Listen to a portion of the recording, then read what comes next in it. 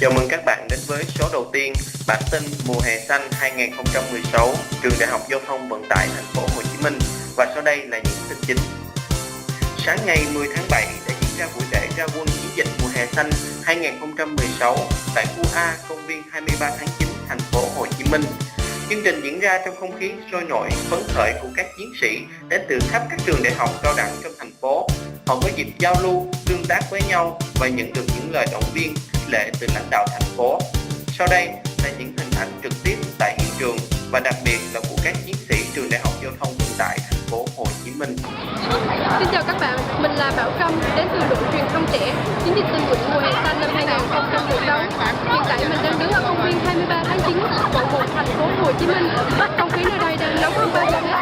Nơi đây đang diễn ra những hoạt động của chiến dịch tình nguyện mùa hè xanh năm 2016. Đến với chiến dịch tình nguyện mùa hè xanh năm 2016, trường Đại học Giao thông Vận tải Thành phố Hồ Chí Minh với quân số lên đến 600 bạn sinh viên, cùng là chiến sĩ của các huyện đảo quận 2, quận 12, Bình Thạnh, Nhà Bè, Bình Phước.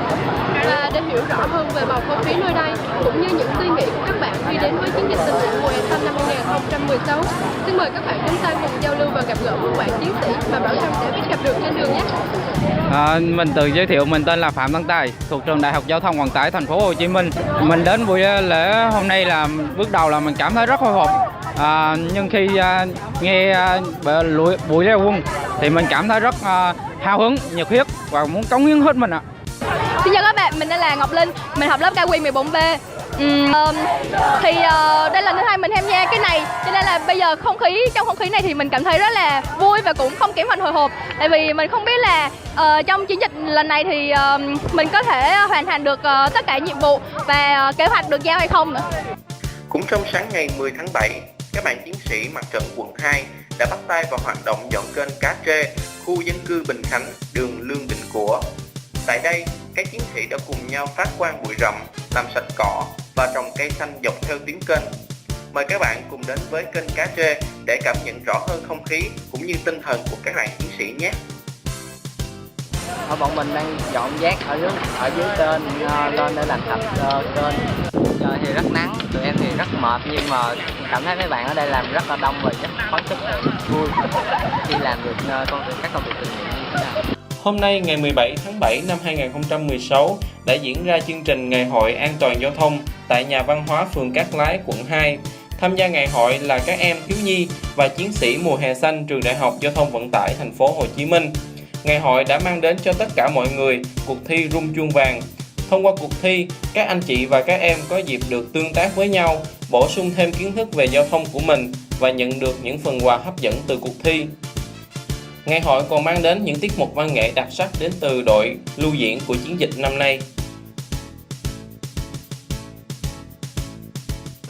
Chiều ngày 24 tháng 7 năm 2016, các chiến sĩ đã đi thăm bà mẹ Việt Nam anh hùng Nguyễn Thị Lan tại quận 2. Mẹ có chồng và con hy sinh trong kháng chiến chống Mỹ cứu nước. Nay mẹ đã 93 tuổi nhưng vẫn rất minh mẫn. Sáng ngày 27 tháng 7 năm 2016, các chiến sĩ Bình Thạnh đã tham gia trực chốt giao thông tại các ngã tư và hướng dẫn người đi đường sử dụng cầu vượt tại Bệnh viện Ung Bướu để đảm bảo an toàn. Sáng ngày 24 tháng 7 năm 2016, các chiến sĩ đã có buổi thăm hỏi ý nghĩa ở Viện Dưỡng lão Thị Nghè.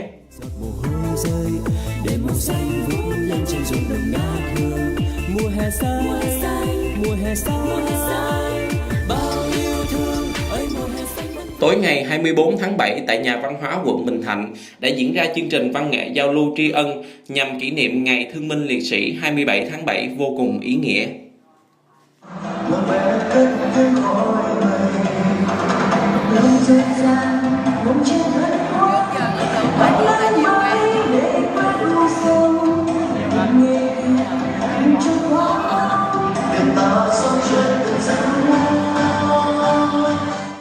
Sáng ngày 23 tháng 7 năm 2016, các chiến sĩ mặt trận Nhà Bè đã tiến hành dọn dẹp nghĩa trang liệt sĩ xã Phước Kiển.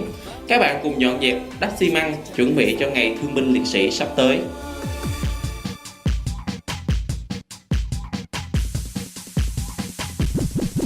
Thời đàn chim tung bay trên những nhịp cầu tre, Ngày 24 tháng 7, Mặt trận quận 12 đã có một ngày làm việc thực sự ý nghĩa với các hoạt động như hỗ trợ chương trình một ngày làm nông dân và sinh hoạt cùng với các em thiếu nhi phường Tân Thới Hiệp, sửa chữa nhà tình bạn ở phường Tân Thới Hiệp và vét kênh mương tại phường An Phú Đông. Số đầu tiên bản tin mùa hè xanh 2016 đến đây là kết thúc. Xin chào và hẹn gặp lại.